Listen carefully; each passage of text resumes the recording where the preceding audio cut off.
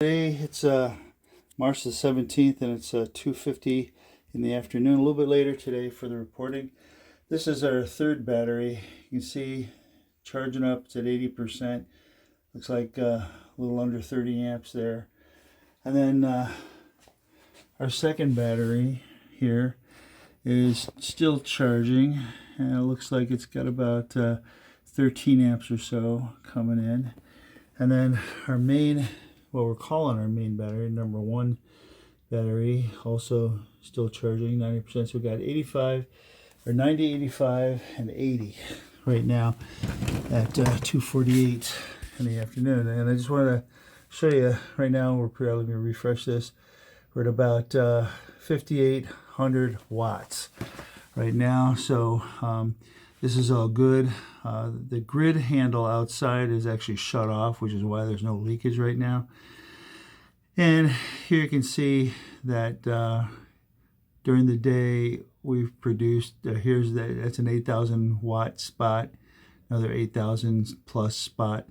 You can see it's an intermittent cloudy day today because there are these giant drop-off spikes in the solar. So this is like heavy clouds coming over, and you can see that the load right there is still being covered by the solar, but just barely. And load here is also being covered by solar, but just barely right there. So at that point it was 7,000 watts. And then this one's the biggest one. This is interesting because this is why battery backup system is so important. Because look at this. Let me see. Oh, I want PV. I don't want state of charge. There we go. So there it is right there. So in this moment, let me see. So the PV dropped to 1,800 watts, which was below what the solar is, or what the load is, right? So you can see that the pink right there comes through because the load is 4,800. So it's probably car was charging or something like that. What time is it? 12 o'clock. Yeah. So a car may have been charging, or I did a load of laundry, so that's in the was in the dryer at that time. Excuse me. So, but you can see that the battery kicks in right then with the difference between what the solar is making and what the load is. The battery takes up the difference, and so that's how come you wind up with a steady flow of electricity to your house. So think of the battery as a put and take type account. You know, goes in, comes out as necessary. But right now I have that put and take most of the time limited to that battery right there, right? So it's what we're calling our first battery, right? So last night, go back 24 hours here. So as you know, yesterday we ran out of battery power in the early morning, right over on this side, just past midnight. And so the grid kicked in, and you can see the sawtooth there, which I reviewed in a previous video. That's just our daily on and off of the heat pump system. But then you can see, okay, well, we had a lot of solar and we had a lot of load because we did charge up both cars yesterday, and it was sort of a jaggedy type solar situation. And then, but we charged up enough to run all through the night, and then all the way through into today as well. So we're going into our second 24-hour period of being 100% handled down off grid without the software kicking in to keep us off grid, right? So this is a hard off grid situation. So it looks like we're going to be able to make it through tonight again. I don't know what the weather is supposed to be like tomorrow, but you can see here's one of the electric cars, and so we're running at 5 amps right now. So 5 amps is about 1,100 watts, and it says the voltage is 236. So if you do the math on that, 236 times 5 amps, whoops, clear, 236 times 5 amps. So it's 1100 watts. That's what that works out to be, right? So on the view here, if I go back to this view and I zoom in and I say if I was to turn off one of the electric cars, you would see that current change from 15 amps to around 20 amps, you know, on that one. So that's what's going on there. So supposedly Tesla has like software that would control all this.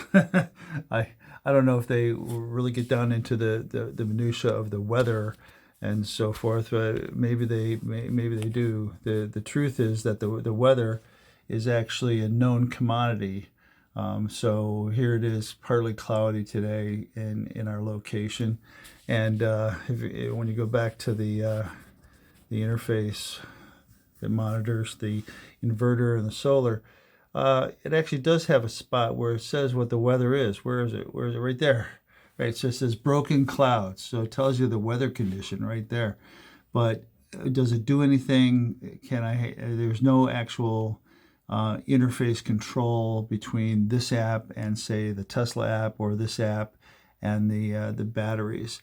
The inverter, we're looking at the inverter from Sol-Ark right now. What it's doing is giving its best guess as to what's really going on. And if you notice, it says the battery's at 60% stated charge.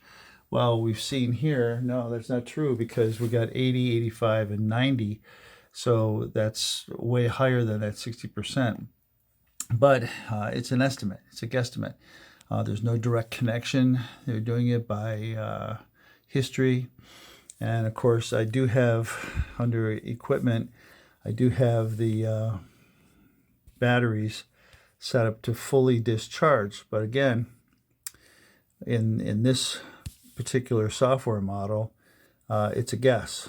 So under my system workload, I can come down here. I can do things like change the selling time, change the charging time if I was to charge off the grid, say, if I was going to sell to the grid. But you can see here, time 1, time 2, time 3 through 6, I've got the battery going down to 0. Well, actually, we know that there's no way that you will actually hit 0 with these batteries, because the BMS will prevent that from ever happening. So if I was to flip back over to the camera, just to review that, on this side, under advanced, you can see that each one of these 16 batteries that's part of this larger whole is 3,400 millivolts, right? Well, you know, you've seen on the other videos where, you know, it's anything less than that is not 100%. We've shown 0 over on this side, and then we show this on this side, and it's only down to 3,300 millivolts. So this battery system lives within a very upper end type of range. Well, you know, I finally realized that, and so within my interface that has to do with the inverter, I'm just telling the inverter, take the battery to 0, because 0 to the inverter is really about you know, not even half empty. So we're pretty safe along that line. But I could also instruct you know, some number above 0, and it would stop the battery from going below that threshold. It might not actually correspond directly, but it'll stop at some arbitrary threshold, and then it would maintain. Right now, what I'm doing artificially is I'm just shutting the battery off manually. I just come to this screen here in the middle, and I just say, no, I want to receive power, but I don't want to send anything out. And so it's locked from a discharge status point of view. Right, so that's how that works. But you know, supposedly there's software to rule them all. One software to rule them all. I haven't seen it. Haven't actually seen it work. What would be nice is, yeah, you've got all these data points. It'd be nice to be able to take all these data points into consideration. You got these electric cars. You got all your house loads. You've got the weather. You've got your inputs, you know, and variable as they may be. And it would be great to be able to say, oh, yeah, it's 5,000. So we're 5,800 right now. We can actually run the batteries. We can charge these batteries up by X amount of time, and we can charge the car. And but if this situation changes, suppose it goes down to like 3,000, well, we better shut the cars off, and we better just prioritize the battery for the night run, right? And then, oh, sun came back out again, so now it's up to 7,000 watts. Okay, great. So let's optimize the battery. Let's keep charging the battery, but now we can open up and put a little bit more in the cars, right? Oh, wait. Deborah's decided she's going to bake something. Great. You know, cool. So that means the house loads more. So, okay, so we're going to reduce the cars just a little bit. Are they going anywhere? No, they're not going anywhere. So, great. So, you know, that's the kind of dynamic that really would be completely ideal, you know. But so far as I know, it doesn't really exist right now. So let me know what you think. Maybe you know some software that actually does do this. I have been, even though I can log on to the BMSs, I cannot manipulate them in any way. The battery management system of the batteries, and there is no way to connect the batteries to the inverter. There is a protocol. There's a CAN bus protocol, but these BMSs don't have that on board, so they're kind of dumb devices in that regard. But maybe somebody's invented something I'm unaware of. Maybe there's some software that will allow a person to control all these things simultaneously. If so, I'm unaware of it right now. So let me know in the comments if such a thing exists or not. Anyway, Rick out, going for a walk.